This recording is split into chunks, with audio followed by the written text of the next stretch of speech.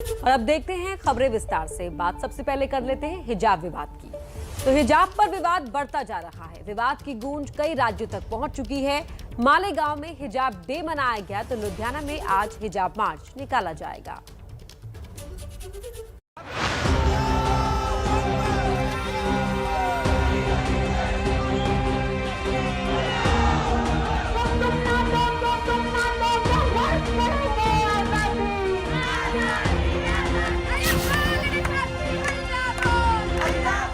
कोलकाता से लेकर अलीगढ़ तक और चेन्नई से लेकर मालेगांव तक हिजाब विवाद बढ़ता जा रहा है। चुनावी माहौल में विवाद में घी डालने का काम कर रही है सियासत।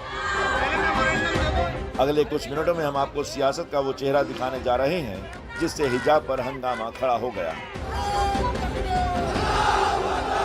ये तस्वीर है अलीगढ़ मुस्लिम यूनिवर्सिटी की, जहां धार्मिक संस्थान के बाहर धार्मिक नारे लग रहे हैं।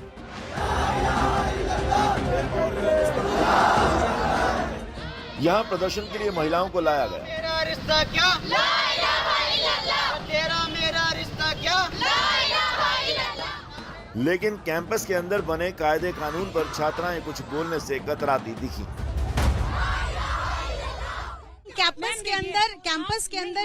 कैंपस के अंदर जो यूनिफॉर्म है वो सबके लिए होता है, तो फिर किसी एक को हिजाब पहनना या अगले को कुछ और पहनने की अनुमति देना, ये काम। एक मिनट जी मैम अब नहीं प्लीज इस सवाल का जवाब अब बहुत इस सवाल आप नहीं अब बाइट आपने बहुत कर लिया प्लीज अब समझे आप नहीं अब नहीं किस बात यार the officer we can not intervene that. सिर्फ इतनी मांगे हैं कि जो हमारा राइट है उस पर हमारे राइट को गलत ना कहा जाए और ना हमारा राइट हमसे छीना जाए। ये हमारा राइट है कि हम किस तरीके से जीना चाहते हैं और क्या पहनना चाहते हैं और क्या नहीं पहनना चाहते हैं। ये लड़ाई सिर्फ और सिर्फ हमारे हुकूक की है और हम उसके लिए लड़ रहे हैं और हम उसी लड़की की सॉलिडेरिटी में और पूरी तमाम लड़कियां जो हिजाब के लिए वहाँ पे लड़ रही है, हम उनके साथ में खड़े हुए हैं।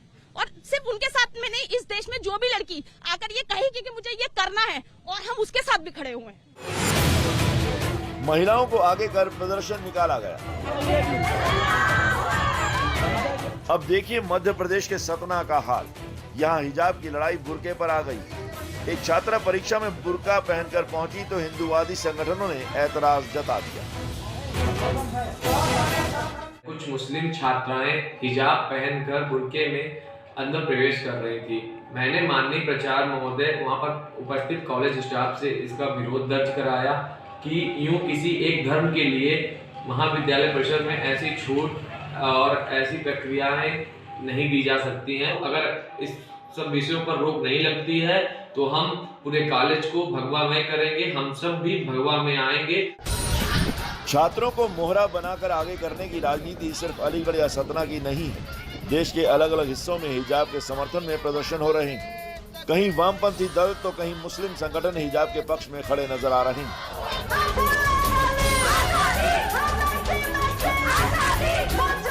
महाराष्ट्र में ना तो बीजेपी सरकार है और ना ही हिजाब पर प्रतिबंध, लेकिन मालेगांव में हिजाब डे मनाया गया। मालेगांव में जमीयत उलेमा हिंद ने हिजाब डे मनाया और महिलाओं को बताया कि ये अल्लाह का आदेश है कि उन्हें हिजाब और बुर्का पहनना चाहिए। मालेगांव जमीयत उलेमा की तरफ से मालेगांव की ख़वातीन को, ख़ास तौर पर मुस्लिम ख़वातीन को हमने ये पैगाम देने की कोशिश की है कि आपका हिजाब में रहना और आपका पर्दा करना ये आपका संवैधानिक हक़ है।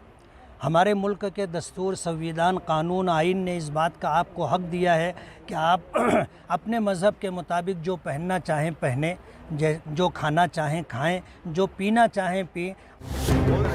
कभी सियासत चमकाने के लिए तो कभी धर्म की ठेकेदारी के लिए हिजाब विवाद भड़काया जा रहा है। चुनावी राज्य यूपी में AIMIM अध्यक्ष ने सहारनपुर के नकुड़ से हिजाब का फिर समर्थन किया तो दिल्ली से गिरिराज सिंह ने कॉमन सिविल कोड की मांग कर दी। नाम करने की कोशिश कर रहे हैं। संविधान स्कूल में, कॉलेज में सस्पेंड नहीं होता है, समझा करिए आप।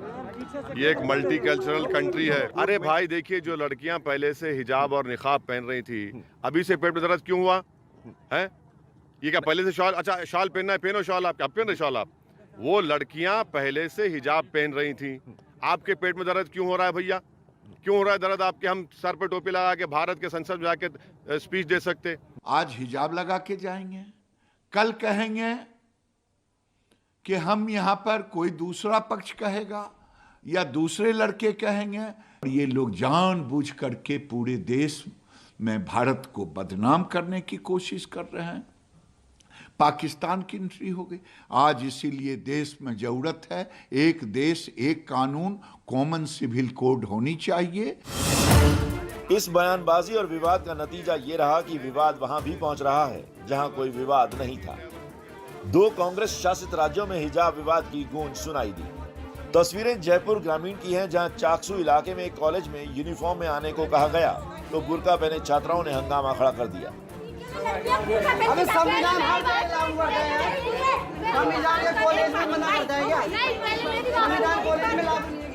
आज पंजाब के लुधियाना में भी महिलाओं का हिजाब मार्च निकालने का ऐलान किया गया। अब इसी बात को लेकर कांग्रेस पर वार कर रही है बीजेपी। सारा मुसलमान जो देश है, जो इस्लामिक रिपब्लिक है या इस्लामिक कंट्री है, ये लोग बोल रहे हैं कि हिजाब मैंडेटरी नहीं है। कोई लोग बोलता है हिजाब नहीं पहनना चाहिए, लेकिन हमारा राहुल गांधी, प्रियंका गांधी बोल रहे हैं कि आप लोग हिजाब पहनो। लेकिन एक भी आप उनका वक्तव्य नहीं मिलेगा जहां में वो बोल रहे हैं भाई आप लोग पढ़ो। 4-5 महीना पहले तालिबानियों ने अफगानिस्तान को निगल लिया और वो जो तालिबानी जो बुर्का होता है या हिजाब कहते हैं, वही व्यवस्था आज इस देश में लागू करने का प्रयास हो रहा है। और दुर्भाग्य है कि प्रियंका गांधी उसको समर्थन दे रही हैं। दरअसल कांग्रेस अध्यक्ष प्रियंका गांधी ने हिजाब का समर्थन किया था, जिस पर प्रहार हो रहा है। वहीं राहुल गांधी इस सवाल से बचते नजर आ रहे हैं। एक महिला का अधिकार है, वो बिकिनी पहनना चाहे, वो हिजाब पहनना चाहे, वो घूंघट लगाना चाहे, वह साड़ी पहनना चाहे, वह जीन्स पहनना चाहे। इसमें कोई राजनीति की बात नहीं और ना होनी चाहिए। किसी का अधिकार नहीं है कि वो एक महिला को कहे कि तुम ये पहनो। I'm not going to get into a conversation that is going to distract the people of Goa. I'm not interested in doing that. I've come here with a clear mission. My mission is to focus on what is important for the people of Goa. यानी राजनीति में अपनी सुविधा के मुताबिक ही बयान दिए जा रहे हैं, लेकिन सवाल अब भी बरकरार है। शिक्षा के संस्थान में जहां सब बराबर होते हैं, वहां धार्मिक पोशाकों का क्या काम? उत्तराखंड से इस वक्त बड़ी खबर आ रही है। बड़ी खबर आपको बता दें, पूर्व उत्तरकाशी इलाके में आज सुबह 5:03 पर भूकंप के झटके महसूस किए गए। 4.1 तीव्रता का भूकंप रिक्टर पैमाने पर दर्ज किया गया है, लेकिन अभी तक किसी को के नुकसान की फिलहाल कोई खबर नहीं आ रही है। उत्तरकाशी से बड़ी खबर, भूकंप के झटके महसूस किए गए। 3 साल पहले सक्रिय राजनीति में एंट्री करने वाली प्रियंका गांधी पहली बार किसी न्यूज चैनल के शो में पहुंची और छोटे बड़े, खट्टे मीठे और तीखे सवालों का बखूबी जवाब दिया।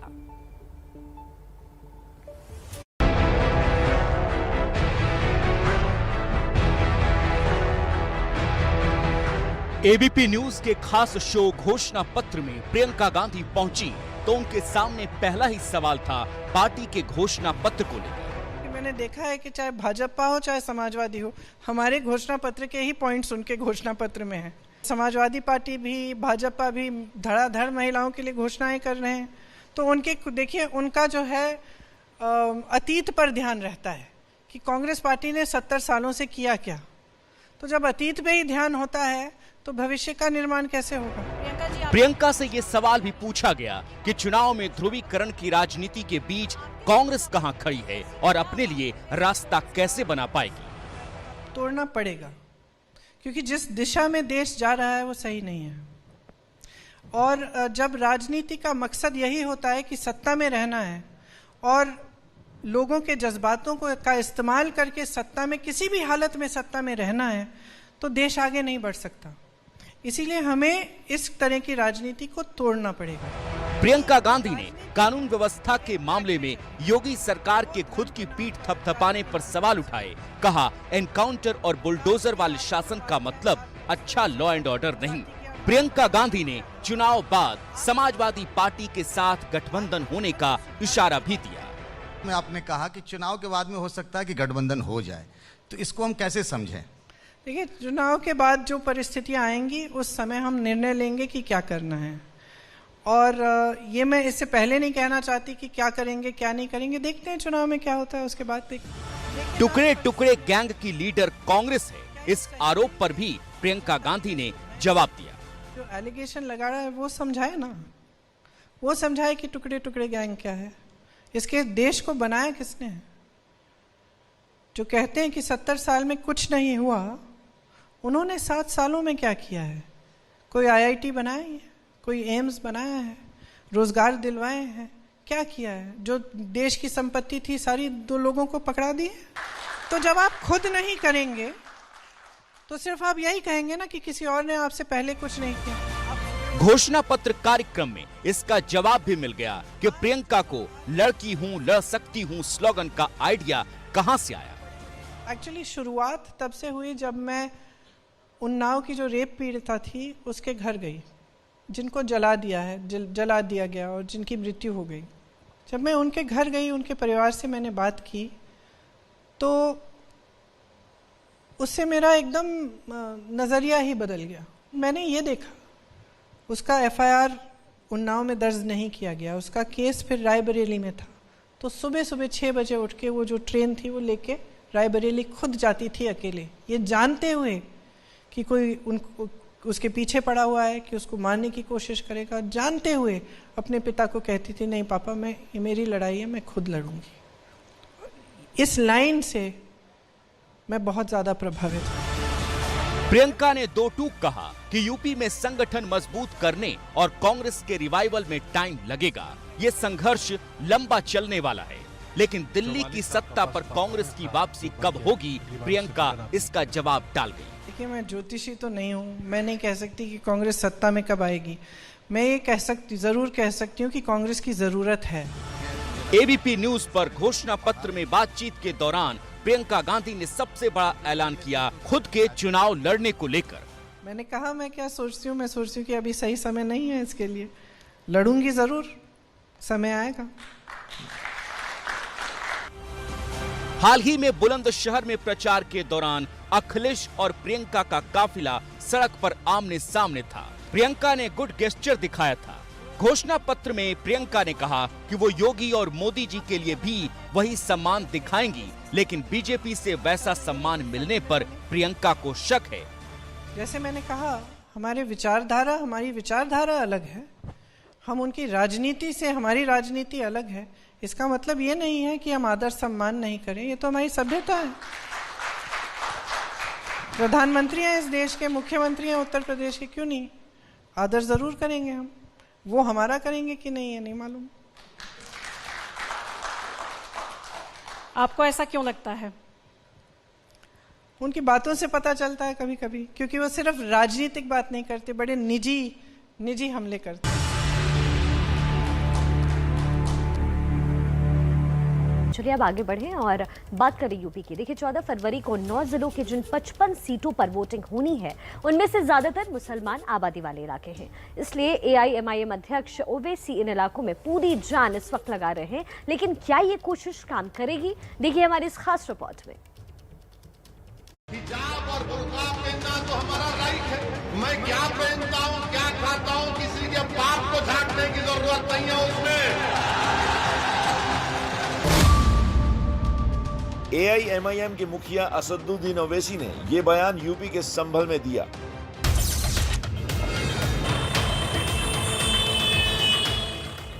संभल उन 9 जिलों में से एक है जहां 14 फरवरी को वोटिंग होनी है। दरअसल संभल में 33% मुस्लिम आबादी है। यही वजह है कि असदुद्दीन ओवैसी संभल में भी भावनाओं से जुड़े मुद्दे उठा रहे हैं। ओवैसी यूपी में लगातार सक्रिय हैं और खुद को मुसलमानों के सबसे बड़े रहनुमा के तौर पर पेश कर रहे हैं। सहारनपुर रैली में भी इसकी गूंज सुनाई दी। बच्चों का इनकाउंटर हो जाता या जेल में डालकर उनकी नौजवानी को बर्बाद कर दिया जाता, शिक्षा से महरूम कर दिया जाता, रोजगार से महरूम कर दिया जाता, या मॉब लिंचिंग के नाम पर उनको मार दिया जाता। अरे हमारे लिए तो रोज का दिन एक जंग का माहौल हो जाता। दरअसल दूसरे चरण के जिन 9 जिलों में मतदान होने जा रहा है, उनमें से ज्यादातर जिलों में मुस्लिम आबादी हार जीत का फैसला करने की ताकत रखती है। सहारनपुर में 42% मुस्लिम आबादी है। मुरादाबाद में 47% मुस्लिम आबादी है। बिजनौर में 43%, तो अमरोहा में 41% मुसलमान है।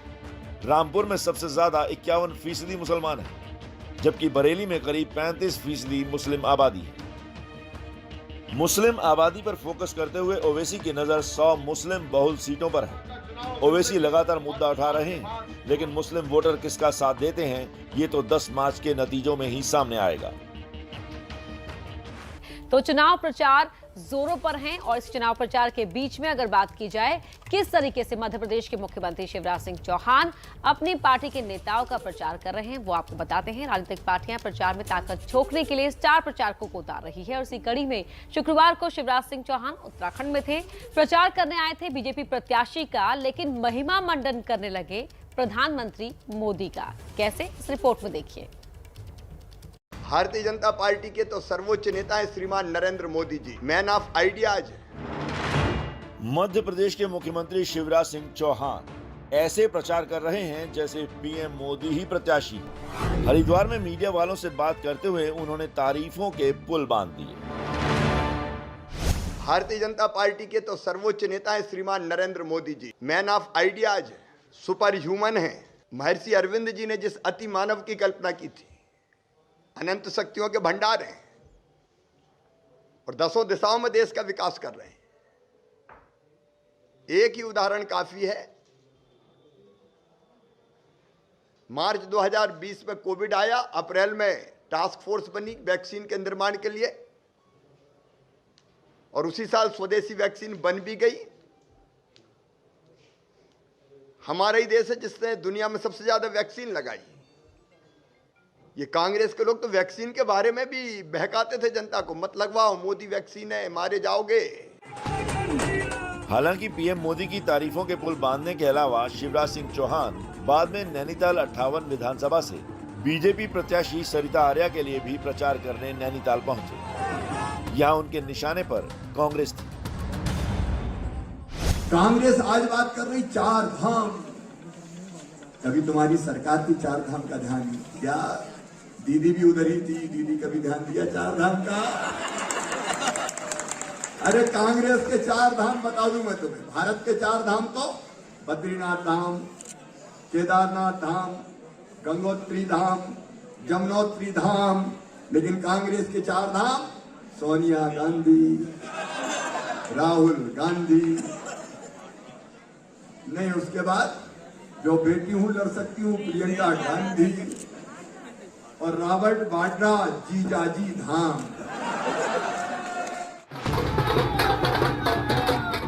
उत्तराखंड में चुनाव प्रचार खत्म हो रहा है। अब नजरें हैं 14 फरवरी पर, जब उत्तराखंड में वोटिंग होगी और पता लगेगा कि जनता ने किसके दावों और वादों पर यकीन किया है।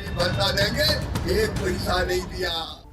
चलिए अब आगे बढ़ते हैं, बात करें चुनाव की। देखिए प्रचार के मैदान में घमासान तेज है। बीजेपी के दिग्गज मैदान में है तो सामने अखिलेश जैन की जोड़ी जवाब दे रही है।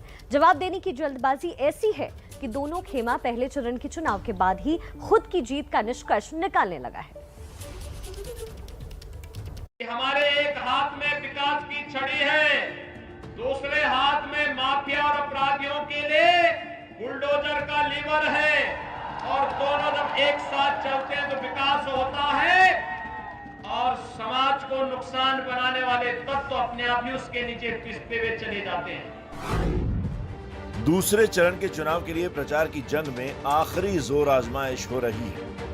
दूसरे चरण के घमासान में अखिलेश यादव पर बीजेपी के दिग्गजों की फौज टूट पड़ी है। प्रधानमंत्री, गृह मंत्री, मुख्यमंत्री, पार्टी अध्यक्ष के बाद अब उमा भारती भी मैदान में उतर गई हैं।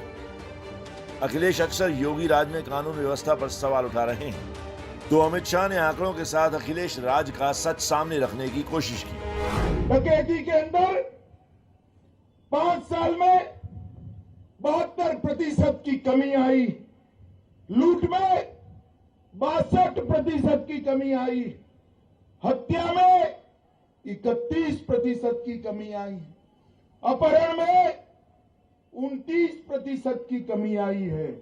माताओं, बहनों, भाइयों, इतनी सारी बहनें माता यहाँ बैठी है, बलात्कार में 50% की कमी लाने का काम योगी आदित्यनाथ की भारतीय जनता पार्टी की सरकार ने। अमित शाह ने कानून व्यवस्था के मुद्दे पर शाहजहांपुर से अखिलेश यादव को जवाब दिया तो अखिलेश ने लखीमपुर घटना का सच सामने रखकर फिर तीखा सवाल किया।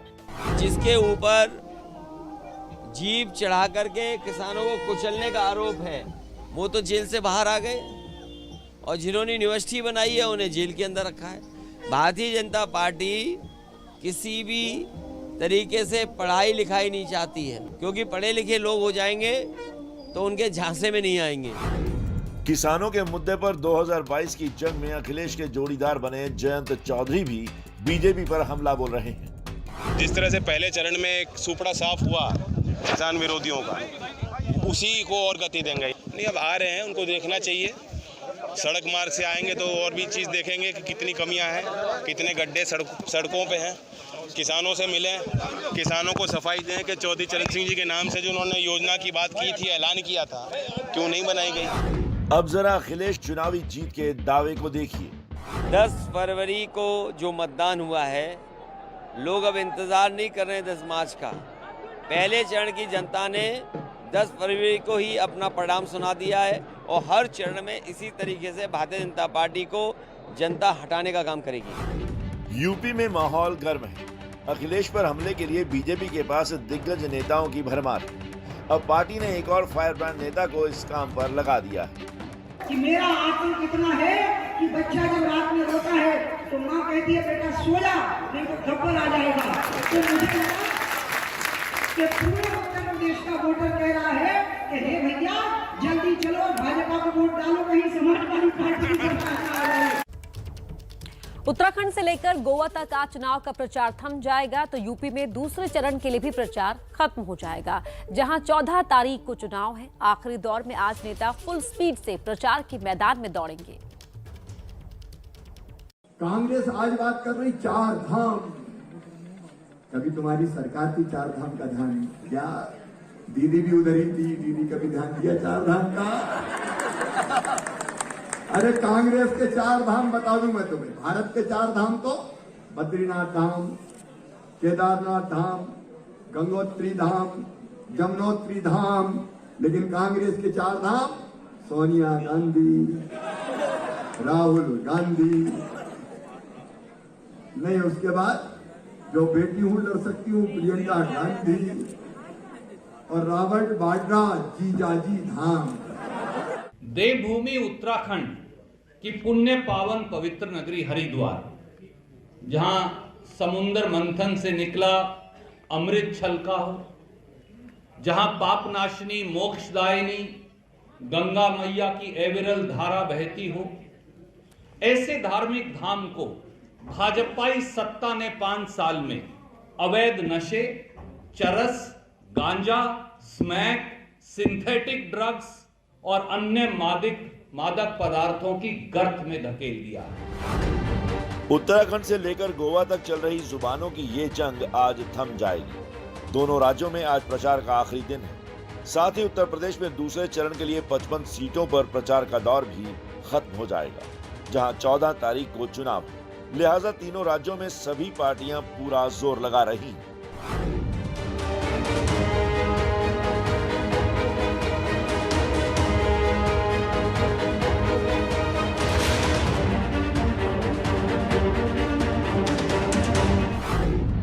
प्रधानमंत्री मोदी शुक्रवार की तरह आज भी उत्तराखंड और यूपी दोनों राज्यों में चुनावी रैली करेंगे। दोपहर 1:30 बजे उत्तराखंड के रुद्रपुर में रैली, दोपहर 3:30 बजे यूपी के कन्नौज में रैली।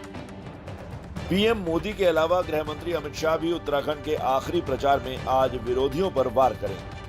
अमित शाह देहरादून के अलावा धनौल्टी, सहसपुर, रायपुर और उसके बाद हरिद्वार में जनसंपर्क अभियान करेंगे। तो योगी आदित्यनाथ भी यूपी की सीमा लांघकर उत्तराखंड पहुंचेंगे और प्रचार करेंगे। सुबह 11 बजे टेहरी के बरौड़ी स्टेडियम में जनसभा। उत्तराखंड से लौटकर योगी यूपी में 3 रैलियां करेंगे। सहारनपुर के बेहट और देवबंद के साथ साथ योगी अमरोहा के हसनपुर में जनसभा करेंगे। यूपी में योगी सरकार को चुनौती दे रहे अखिलेश यादव भी आज 3 जगहों पर जनसभा करेंगे। अखिलेश का बदायूं की 2 सीटों और शाहजहांपुर में 1 सीट पर प्रचार का कार्यक्रम है। यूपी में लड़कियों के साथ लड़ रही प्रियंका गांधी आज उत्तराखंड की सीमा में दाखिल होंगी और 3 जगहों पर प्रचार करेंगी। सुबह 11:45 पर खटीमा में जनसभा, दोपहर 1 बजे हल्द्वानी विधानसभा में जनसभा, दोपहर 2:35 पर श्रीनगर विधानसभा में जनसभा। और इसी बीच बड़ी खबर आपको बता दें, एमपी से जो आ रही है। एमपी के सागर में एक बड़ा हादसा हुआ है। निर्माणाधीन अंडर ब्रिज गिरने से यह बड़ा हादसा हुआ है। रेलवे के 2 इंजीनियर्स की मौत इस हादसे में हो गई है। 3 मजदूर घायल बताए जा रहे हैं। बताया जा रहा है कि सुमरेरी में रेलवे ट्रैक के अंडर ब्रिज के निर्माण के दौरान मिट्टी धंसने से यह हादसा हुआ। नमस्ते भारत देख रहे हैं आप और आपको बता रहे हैं बड़ी खबर इस बीच जो आ रही है कर्नाटक से। बढ़ते हिजाब विवाद के चलते कर्नाटक सरकार ने अभी कुछ और दिन कॉलेज और उच्च शिक्षा संस्थान बंद रखने का फैसला किया है। अब 16 फरवरी तक कॉलेज बंद रहेंगे। हालांकि एग्जाम अपने समय पर होंगे और ऑनलाइन क्लासेस चलती रहेंगी। स्कूलों को दोबारा खोलने को लेकर 14 फरवरी को सरकार फैसला करेगी। कर्नाटक हाईकोर्ट ने हिजाब से जुड़ी सभी याचिकाओं को सुनने के बाद राज्य सरकार को स्कूल कॉलेज खोलने का आदेश दिया था। शुरू में 3 दिन की छुट्टी घोषित की गई। बाद में बढ़ते विवाद और बिगड़ते माहौल को देखते हुए 16 फरवरी तक स्कूल कॉलेजों की छुट्टियां बढ़ा दी गई हैं। इस बीच कल उडुपी में पुलिस ने फ्लैग मार्च भी किया। उडुपी से हिजाब विवाद की शुरुआत हुई थी। तो स्कूल कॉलेज उच्च शिक्षण संस्थान बंद रहेंगे। 16 फरवरी को माफ कीजिएगा, वापस खोले जाएंगे।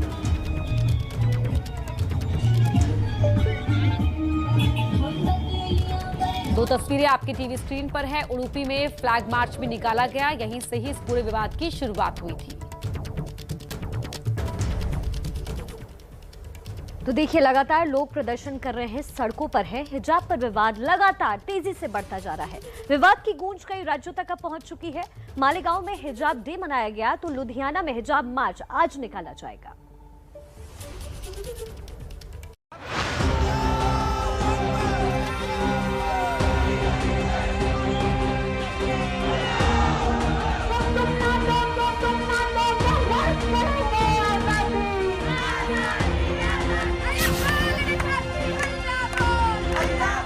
कोलकाता से लेकर अलीगढ़ तक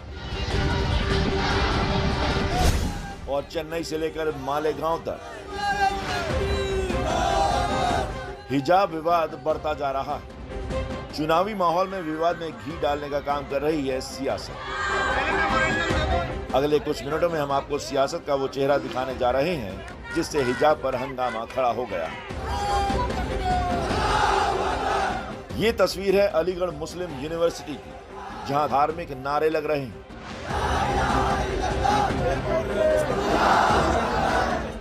यहां प्रदर्शन के लिए महिलाओं को लाया गया। मेरा रिश्ता क्या? ला इलाहा इल्लल्लाह। तेरा मेरा रिश्ता क्या? ला इलाहा इल्लल्लाह। लेकिन कैंपस के अंदर बने कायदे कानून पर छात्राएं कुछ बोलने से कतराती दिखी। कैंपस के अंदर जो यूनिफॉर्म है वो सबके लिए होता है, तो फिर किसी एक को हिजाब पहनना या अगले को कुछ और पहनने की अनुमति देना, ये काम। एक मिनट जी मैम, इस सवाल का जवाब सिर्फ इतनी मांगे हैं कि जो हमारा राइट है उस पर हमारे राइट को गलत ना कहा जाए और ना हमारा राइट हमसे छीना जाए। ये हमारा राइट है कि हम किस तरीके से जीना चाहते हैं और क्या पहनना चाहते हैं और क्या नहीं पहनना चाहते हैं। ये लड़ाई सिर्फ और सिर्फ हमारे हुकूक की है और हम उसके लिए लड़ रहे हैं और हम उसी लड़की की सॉलिडेरिटी में और पूरी तमाम लड़कियां जो हिजाब के लिए वहाँ पे लड़ रही है, हम उनके साथ में खड़े हुए हैं। और सिर्फ उनके साथ में नहीं, इस देश में जो भी लड़की आकर ये कहेगी कि मुझे ये करना है और हम उसके साथ भी खड़े हुए हैं। महिलाओं को आगे कर प्रदर्शन निकाला गया। अब देखिए मध्य प्रदेश के सतना का हाल। यहाँ हिजाब की लड़ाई बुर्के पर आ गई। एक छात्रा परीक्षा में बुर्का पहनकर पहुंची तो हिंदूवादी संगठनों ने ऐतराज जता दिया। कुछ मुस्लिम छात्राएं हिजाब पहनकर बुर्के में अंदर प्रवेश कर रही थी।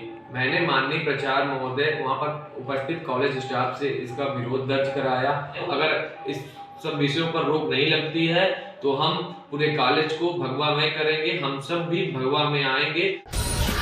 छात्रों को मोहरा बनाकर आगे करने की राजनीति सिर्फ अलीगढ़ या सतना की नहीं है। देश के अलग अलग हिस्सों में हिजाब के समर्थन में प्रदर्शन हो रहे हैं। कहीं वामपंथी दल तो कहीं मुस्लिम संगठन हिजाब के पक्ष में खड़े नजर आ रहे हैं।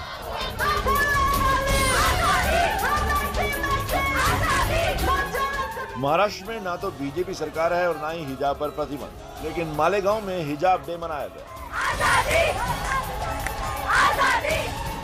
मालेगांव में जमीयत उलेमा हिंद ने हिजाब डे मनाया और महिलाओं को बताया कि ये अल्लाह का आदेश है कि उन्हें हिजाब और बुर्का पहनना चाहिए। मालेगांव जमीयत उलेमा की तरफ से मालेगांव की ख़वातीन को, ख़ास तौर पर मुस्लिम ख़वातीन को हमने ये पैगाम देने की कोशिश की है कि आपका हिजाब में रहना और आपका पर्दा करना ये आपका संवैधानिक हक है। चुनावी राज्य यूपी में AIMIM अध्यक्ष ने सहारनपुर के नकुड़ से हिजाब का फिर समर्थन किया, तो दिल्ली से गिरिराज सिंह ने कॉमन सिविल कोड की मांग कर दी। नाम करने की कोशिश कर रहे हैं। संविधान स्कूल में, कॉलेज में सस्पेंड नहीं होता है, समझा करिए आप। ये एक मल्टीकल्चरल कंट्री है। अरे भाई देखिए, जो लड़कियां पहले से हिजाब और निकाब पहन रही थी, अभी से पेट में दर्द क्यों हुआ है? ये क्या पहले से शॉल, अच्छा शॉल पहनना है, पहनो शॉल, आप क्या पहन रहे शॉल आप? वो लड़कियां पहले से हिजाब पहन रही थी, आपके पेट में दर्द क्यों हो रहा है भैया? क्यों हो रहा है दर्द आपके? हम सर पे टोपी लगा के भारत के संसद में जाके स्पीच दे सकते। आज हिजाब लगा के जाएंगे, कल कहेंगे कि हम यहाँ पर कोई दूसरा पक्ष कहेगा या दूसरे लड़के कहेंगे। ये लोग जानबूझ करके पूरे देश में भारत को बदनाम करने की कोशिश कर रहे हैं। पाकिस्तान की एंट्री हो गई। आज इसीलिए देश में जरूरत है एक देश एक कानून, कॉमन सिविल कोड होनी चाहिए। 2 कांग्रेस शासित राज्यों में हिजाब विवाद की गूंज सुनाई दी। तस्वीरें जयपुर ग्रामीण की हैं, जहां चाकसू इलाके में एक कॉलेज में यूनिफॉर्म में आने को कहा गया तो बुर्का पहने छात्राओं ने हंगामा खड़ा कर दिया।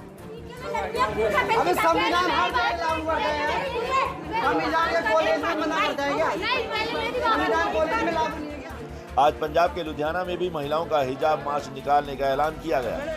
अब इसी बात को लेकर कांग्रेस पर वार कर रही है बीजेपी। सारा मुसलमान जो देश है, जो इस्लामिक रिपब्लिक है या इस्लामिक कंट्री है, ये लोग बोल रहे हैं कि हिजाब मैंडेटरी नहीं है। कोई लोग बोलता है हिजाब नहीं पहनना चाहिए, लेकिन हमारा राहुल गांधी, प्रियंका गांधी बोल रहे हैं कि आप लोग हिजाब पहनो, लेकिन एक भी आप उनका वक्तव्य नहीं मिलेगा जहां में वो बोल रहे हैं भाई आप लोग पढ़ो। 4-5 महीना पहले तालिबानियों ने अफगानिस्तान को निगल लिया और वो जो तालिबानी जो बुर्का होता है या हिजाब कहते हैं, वही व्यवस्था आज इस देश में लागू करने का प्रयास हो रहा है और दुर्भाग्य है कि प्रियंका गांधी उसको समर्थन दे रही हैं। दरअसल कांग्रेस अध्यक्ष प्रियंका गांधी ने हिजाब का समर्थन किया था, जिस पर प्रहार हो रहा है। वहीं राहुल गांधी इस सवाल से बचते नजर आ रहे हैं। एक महिला का अधिकार है, वो बिकिनी पहनना चाहे, वो हिजाब पहनना चाहे, वो घूंघट लगाना चाहे, वह साड़ी पहनना चाहे, वह जीन्स पहनना चाहे। इसमें कोई राजनीति की बात नहीं और ना होनी चाहिए। किसी का अधिकार नहीं है कि वो एक महिला को कहे कि तुम ये पहनो। I'm not going to get into a conversation that is going to distract the people of Goa. I'm not interested in doing that. I've come here with a clear mission. My mission is to focus on what is important for the people of Goa. देखिए, बंगाल में पहले साथ मिला और अब टकराओ। ममता और पीके की इस तनातनी पर कार्टूनिस्ट इरफान ने क्या किया है व्यंग्य, आइए आपको दिखाते हैं।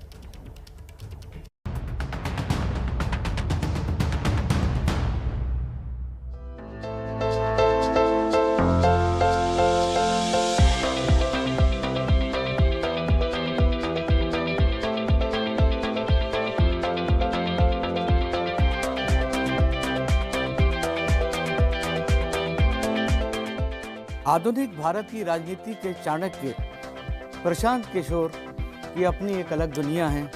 वो उसी दुनिया में चक्कर लगाते रहते हैं और ये बात सही है कि जिसने उनका परिक्रमा किया, जिस पार्टी ने भी, उसका उद्धार निश्चित ही होता है। चाहे बीजेपी हो, जेडीयू हो, कांग्रेस हो, आप हो, सब उनके साथ में जुड़े रहे हैं। अब सुना यह है कि उनकी कंपनी आईपैक का टीएमसी के साथ में पैकअप हो गया है।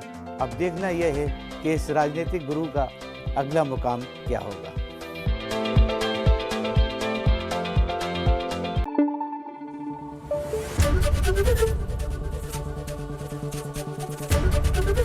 एबीपी न्यूज आपको रखे आगे।